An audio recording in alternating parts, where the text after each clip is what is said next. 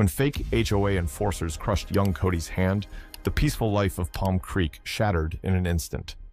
Pretending to serve the community, these imposters hid behind false authority, leaving real families to suffer.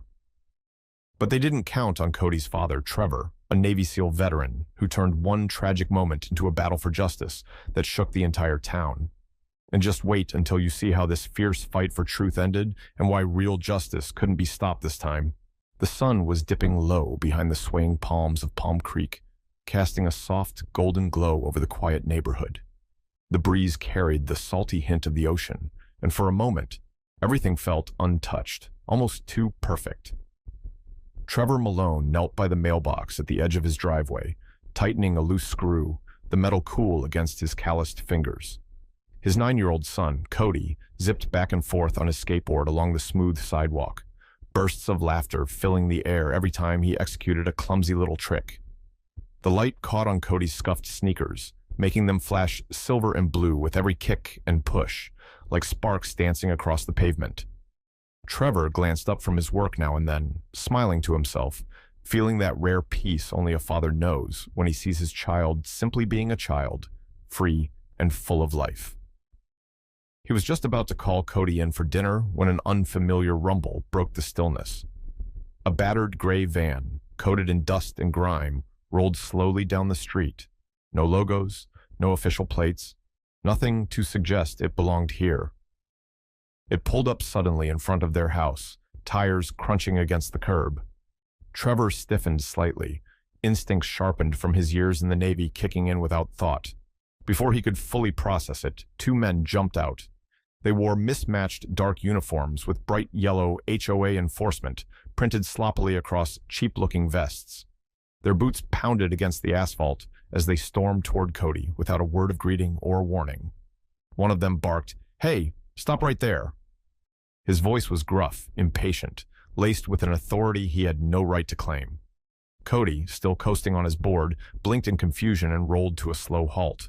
"You can't skateboard here. HOA rules. You're trespassing," the man snapped, jerking his thumb over his shoulder toward a clipboard he wasn't even holding. Cody pushed his board back with the tip of his sneaker, looking genuinely puzzled. "But I live here," he said, his small voice tentative but firm. "That's my house right there. My dad's right there." He pointed toward Trevor, who had risen halfway from his crouch, a growing knot forming in his chest. The men didn't even look. One of them, the bigger of the two, lunged forward and grabbed Cody's wrist roughly. "You'll learn what happens when you don't listen," he growled. Cody cried out, trying instinctively to pull away, but the man's grip tightened with cruel indifference. Trevor moved, fast, but he was just a heartbeat too late. In a split second, there was an awful, sickening crunch, a sound that didn't belong in the warm, safe world of suburban sidewalks and family homes. Cody's scream ripped through the air, sharp and raw, cutting straight through the evening calm like a blade. His skateboard clattered uselessly to the ground as he crumpled onto the sidewalk, clutching his injured hand to his chest. Blood seeped between his fingers, staining the front of his light t-shirt in spreading patches of red. Trevor's world narrowed to a pinpoint around that sight. His son, hurt, crying, broken. He heard nothing else, saw nothing else, as he charged across the lawn, fury and fear pounding in his ears. The 2 men backed away quickly now, shouting something about discipline and rules, their fake authority crumbling the moment they realized who they were dealing with. Trevor reached Cody first, dropping to his knees, his hands trembling as he carefully tried to assess the damage without causing more pain. Cody sobbed, trying to be brave, but the agony was too much for him to hide. Trevor looked up, his eyes locking onto the 2 men with a cold, focused intensity that made them freeze in their tracks. Every fiber of his being screamed for action, for retribution, but Cody needed him more. Gritting his teeth, Trevor pulled his phone from his pocket and hit emergency services with one hand, the other never leaving Cody's trembling back. "Stay with me, buddy. I've got you," he whispered, forcing calm into his voice even as rage boiled beneath the surface. Neighbors were starting to gather now, stepping out onto porches and sidewalks, whispering, pointing, pulling out their phones. Someone called out that the police were on their way. Trevor didn't look away from his son. He couldn't. He saw the trust in Cody's teary eyes. Trust that his dad would make it right, would protect him no matter what. And in that moment, Trevor Malone silently vowed that nothing was going to stand in the way of justice for his boy. Not tonight. Not ever. Trevor dropped the wrench without thinking, the tool clattering uselessly against the concrete as he surged forward, driven by something deeper than instinct. His heart pounded in his chest, a heavy, painful rhythm that seemed to echo louder with every step he took toward his injured son. "What did you do?" he roared, his voice slicing through the thickening air like a thunderclap. Without hesitation, Trevor seized the nearest man by the front of his cheap vest, the flimsy material bunching in his fist. The so-called officer stumbled back a step, his bravado evaporating in an instant. His partner, pale and wide-eyed, fumbled with something at his belt, what looked like an ID badge, but Trevor didn't need to see it. He already knew. These men weren't law enforcement. They weren't even real HOA representatives. They were pretenders, imposters hiding behind meaningless props. Around them, the peaceful facade of the neighborhood was beginning to crack. Doors opened. Neighbors stepped onto their porches, drawn by the commotion. Some pulled out phones, others simply stood frozen, torn between disbelief and rising concern. Somewhere nearby, a voice shouted, "Call 911." But Trevor didn't turn his head. His entire world had narrowed down to the trembling child, crumpled on the ground, and the cowards who had dared to hurt him. His trained eyes scanned the imposters with brutal efficiency. No real officer would slouch like that. No real professional would carry such worn-out gear, or wear sneakers instead of issued boots. Their stances were wrong, loose, careless.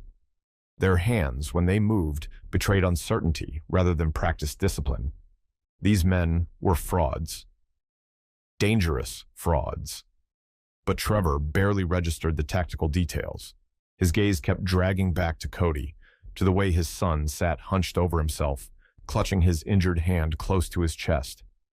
Blood dripped steadily from between Cody's small fingers, splattering dark spots onto the pale sidewalk. His face was scrunched in pain, tears streaming freely down his cheeks as he rocked slightly back and forth, desperate to ease the agony that no child should ever have to endure. Trevor's gut twisted so hard it nearly stole his breath. It was one thing to see pain on the battlefield. It was another to see it reflected in the broken body of your own child. Rage ignited in his chest, hot and consuming, but controlled, focused, the way only years of discipline could forge it. This wasn't a random act of violence. This was personal. They had crossed a line that could never be uncrossed. Trevor tightened his grip on the man's vest, jerking him forward just enough to strip away whatever thin veneer of authority the man had been clinging to. The imposter stammered something about enforcing HOA regulations, but the words were meaningless noise, hollow and cowardly. Trevor's voice dropped low, cold as steel. "You touched the wrong kid," he said, every syllable heavy with promise.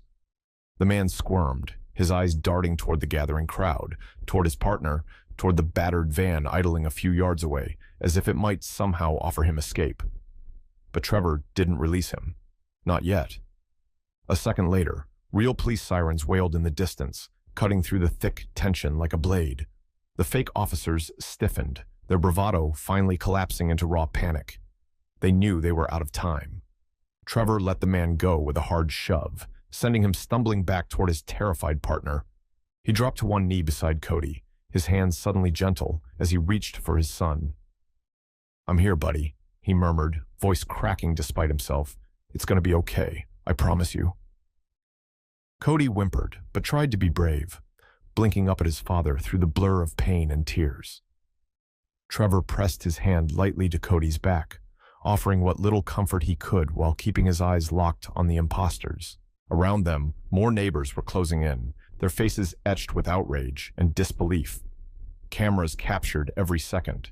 Witnesses whispered among themselves, building a tidal wave of fury that Trevor could feel gathering strength, but none of it mattered more than the small, broken figure on the ground before him. As the sirens grew louder, Trevor felt a deep certainty settle over him. This wasn't over, not by a long shot. Justice wasn't something you waited for. It was something you made happen. And tonight, Trevor Malone would make sure these men, and anyone who thought they could prey on the innocent, would learn exactly what that meant. The fake officers exchanged a panicked glance, their flimsy confidence unraveling with every heartbeat. They started backing away, inching toward their beat-up gray van like cornered animals looking for the nearest way out. One of them muttered something under his breath, scanning the gathering crowd and the flashing phones with mounting fear. But Trevor Malone was already moving. Faster than either man could react, Trevor stepped between them and their vehicle, blocking their path with the solid, unyielding presence of a man who had seen far worse threats and never flinched. In one swift, practiced motion, he reached out and snatched the badge dangling from the belt of the man he had confronted earlier. The imposter tried to jerk away, but Trevor was too quick, his hand closing around the cheap plastic with the certainty of a man who knew exactly what he was doing. He raised the badge up into the golden light of the setting sun, turning it so that everyone nearby could see the truth for themselves. The badge was a joke. No hologram, no official seal, not even the right font. It was a prop, nothing more. Fake, Trevor growled, his voice low and thunderous, carrying across the stunned silence that had fallen over the crowd. He turned his hard stare back to the two men who now looked like they were trying to melt into the pavement. "You're not HOA. You're not security. You're criminals." The words landed like hammer blows. There was no mistaking the finality in Trevor's tone. Around them, the murmurs of the neighbors grew louder, angrier, a low rumble of outrage building with every passing second. And then, slicing through the tension, the distinct wail of approaching sirens filled the air. Red and blue lights flickered against the houses as two patrol cars came screeching to a halt at the curb. Real officers, uniforms crisp, movements precise, poured out, weapons drawn but measured, trained hands signaling for everyone to step back. Trevor did not resist when an officer gently guided him aside. He had made his point, and now it was time for official justice to take over. The two fake officers tried to protest, hands raised in mock surrender, but it was too late. One of them made a desperate lunge toward the van, but a swift, practiced move from a deputy sent him sprawling face down on the asphalt, a knee pinning him firmly in place. The other was yanked backward and cuffed before he could say another word. One, in a final act of foolishness, tried to resist, twisting and shoving against the officer's grip. He was met with a firm baton strike to the side, controlled, professional, just enough to bring him down without real harm. Cries of protest turned into groans as the man was pinned alongside his partner. Trevor watched it all with cold, quiet satisfaction. His hands shook slightly, not from fear, but from the sheer force of emotion coursing through him, but he kept them steady on Cody's small shoulders. Cody was still curled against him, sobbing quietly, his uninjured hand clutching the fabric of Trevor's shirt like a lifeline. Trevor bent lower, resting his forehead gently against Cody's hair. "You're safe now, buddy," he whispered, the promise firm and steady. Around them, neighbors filmed, whispered, shook their heads. Some called out encouragement.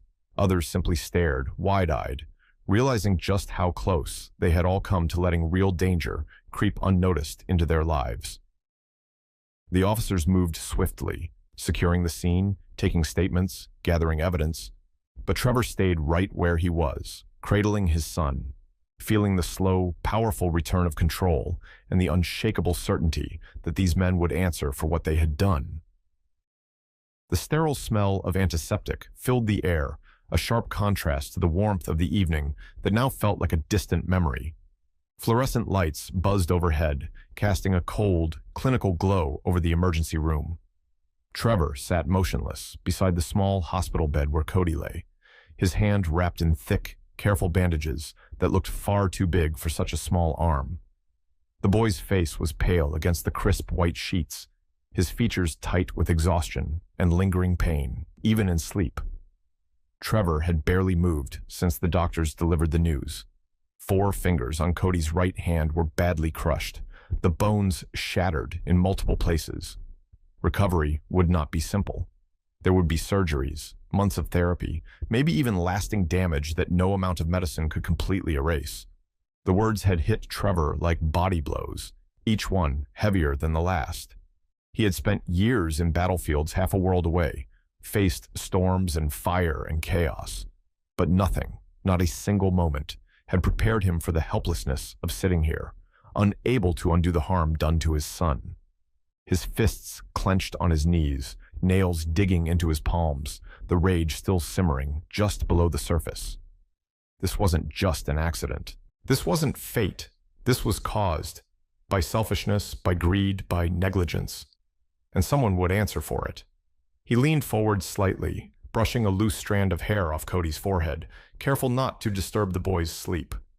The small gesture was the only thing keeping the burning anger in his chest from erupting.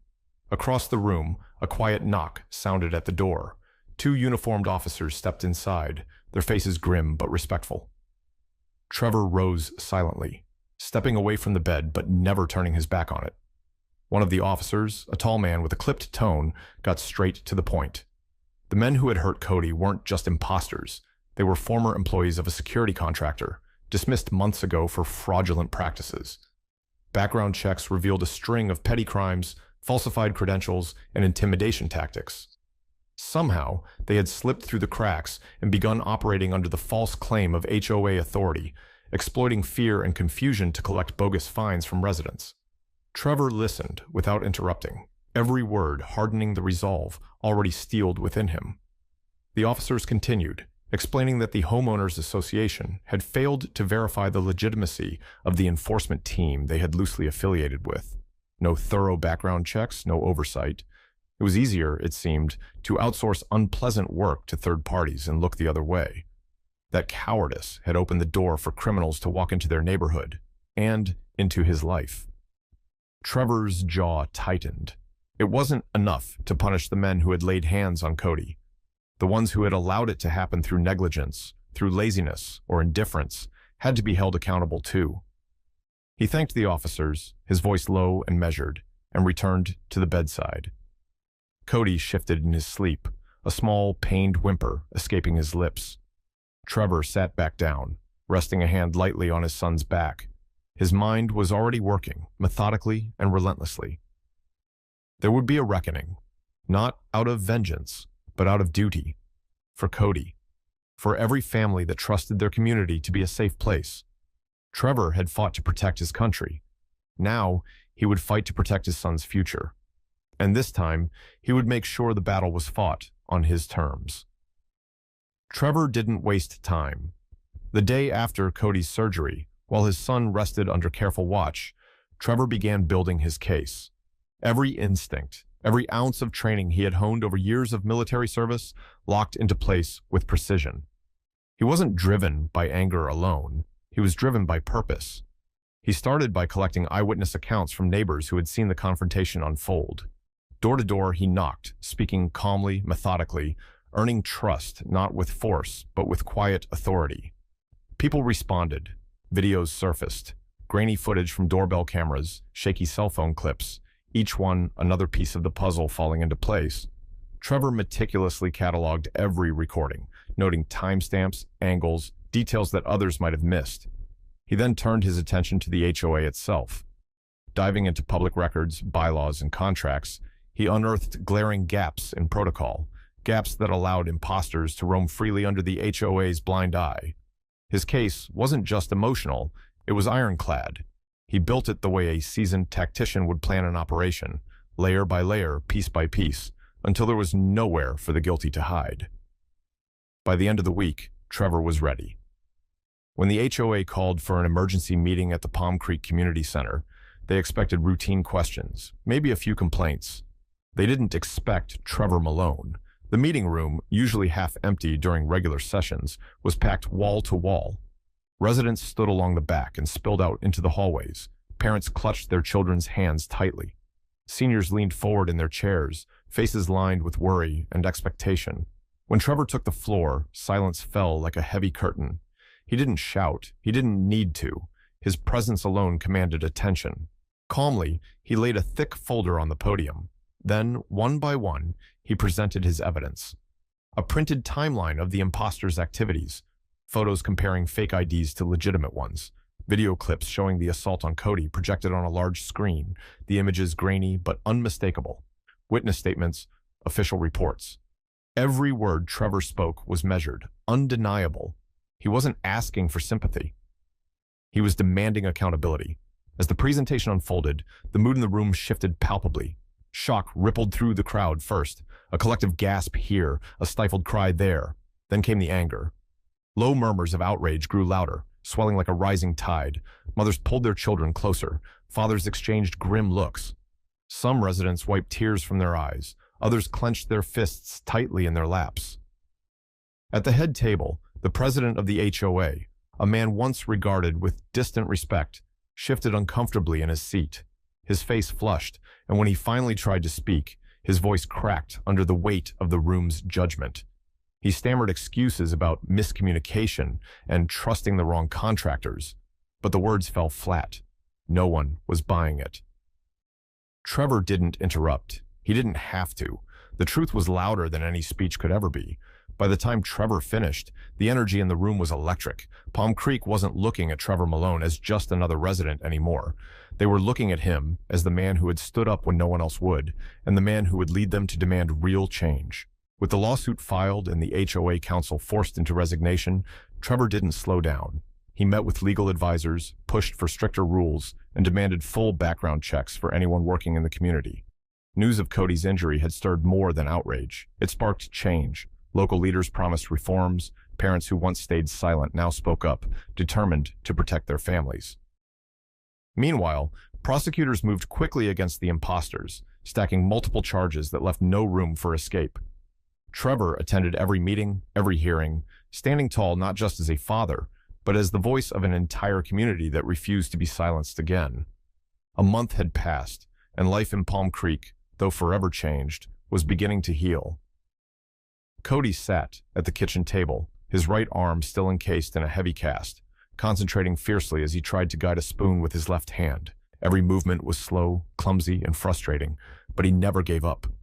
Trevor watched from across the table, heart swelling with a mixture of pride and quiet sorrow. Cody gritted his teeth with every dropped spoon, every accidental spill, but he always picked it back up and tried again. The boy's determination mirrored everything Trevor had ever tried to teach him about courage. Not the absence of struggle, but the refusal to be defeated by it.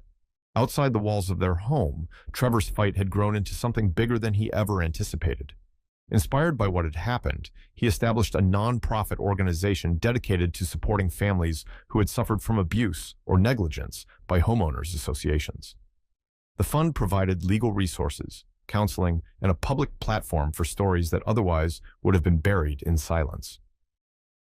Word spread quickly. Families from neighboring communities reached out, some for help, others to offer support. What had begun as one father's mission to defend his son was evolving into a movement for real change. Trevor found himself busier than ever, organizing meetings, coordinating with attorneys, speaking at community events, but he carried it all with a quiet sense of purpose. Every time he looked at Cody's determined little face, he was reminded why he fought so hard. The town of Palm Creek, once content to look the other way, had found its voice. Residents demanded better standards, greater accountability, and a permanent end to unchecked authority. New regulations were drafted, stricter controls put in place, and a renewed sense of unity flowed through the streets where suspicion had once lingered. It all culminated one bright Saturday afternoon when the city held a public ceremony at Town Hall to recognize the people who had made a difference. Families gathered on the wide steps under fluttering banners, children laughing and playing under the warm sun. Trevor wasn't seeking recognition, but when his name was called, the crowd erupted in cheers. Clutching Cody carefully in his arms, Trevor walked up to the stage where the mayor shook his hand and presented him with a framed certificate of gratitude for exceptional courage and service to the community. Cameras flashed. Applause echoed through the plaza. Cody beamed proudly from the safety of his father's arms, waving his good hand shyly to the crowd. Trevor looked out over the sea of faces, some familiar, others new, but all of them united by something stronger than anger or fear, hope. For the first time in what felt like forever, Trevor allowed himself to breathe deeply. He felt the weight of the past weeks lift, replaced by a profound sense of peace. Justice hadn't come easily. It hadn't erased the scars, but it had been fought for and won. As he held Cody higher for the crowd to see, Trevor's heart swelled with gratitude. His boy was healing. His community was stronger, and for the first time in a long time, he truly believed that no matter how deep the wrong, the fight for what was right could and would prevail. Trevor stood on the front porch of his home, arms crossed loosely over his chest, watching the scene unfold before him with a quiet, unshakable pride. Cody was out in the front yard, laughing freely as he kicked a soccer ball back and forth with a group of neighborhood kids. His cast was finally off, his movements still a little careful, but growing stronger every day. The sun bathed the street in a warm, golden hue, and for the first time in a long while, Trevor allowed himself to truly enjoy the moment without bracing for the next blow. Beside the freshly repainted mailbox, a new addition stood tall, a crisp metal sign anchored firmly into the ground. Bold letters gleamed in the light. Protected by Navy SEAL veteran. It wasn't meant as a threat, it was a promise, a silent declaration that this home, this family, would never again be easy targets for anyone who thought fear could be used as a weapon. The neighbors had noticed the sign the day it went up. A few had even asked where they could get one of their own. It wasn't just about Trevor anymore. The entire community had changed. The air was different now, stronger, sharper, filled with an unspoken unity. People looked out for each other in ways they hadn't before. Trust, once broken, was slowly being rebuilt. As Cody dribbled the ball with increasing confidence, Trevor spotted parents chatting on porches, teens riding bikes down the street, toddlers chasing bubbles in front yards. Normal, everyday life, the kind of peace so easily taken for granted, had returned to Palm Creek, not by accident, but by choice. Trevor exhaled slowly, feeling the weight of recent months settle somewhere deep inside him, no longer a burden, but a reminder. He knew the world wasn't perfect. It never had been. Danger would always exist. Injustice would always find cracks to slip through. But he also knew something more important. Standing up against it made all the difference. He had seen it in the way the HOA board had crumbled under truth's pressure, in the way neighbors had rallied without hesitation, and most of all, in the determined smile of his son, who refused to let fear define him. If the day ever came when he was called to fight again, to protect, to defend, to rebuild, Trevor would not hesitate. No matter how steep the cost, he would meet that moment head-on, just as he had before. And he would never stand alone. The people of Palm Creek had proven that. They had stood with him, shoulder to shoulder, when it mattered most, and Trevor knew in his heart they would again, if needed. For now, though, he allowed himself to simply be a father watching his son play in the sunlight, a man standing guard over everything he loved, not with anger, but with unwavering resolve. The battle had been fought, the scars would remain, but so too would the victories, the hard-won, precious victories that made every sacrifice worthwhile. Trevor gripped the porch railing gently, feeling the solid wood under his fingertips. He smiled, a real, genuine smile that reached his eyes. Cody let out a shout of triumph as he scored a goal between two makeshift cones, his friends cheering him on. Trevor raised a hand in a slow, proud wave. This was what justice looked like. Not in courtrooms or headlines, but here, in the laughter of a healed boy and the strength of a community that had chosen to be better. Trevor stood a little taller. Whatever came next, he was ready. And he knew, deep in the steel core of his being, that no one would ever again mistake Palm Creek for an easy target. Not while men like him still stood watch, and not while hope burned brighter than fear.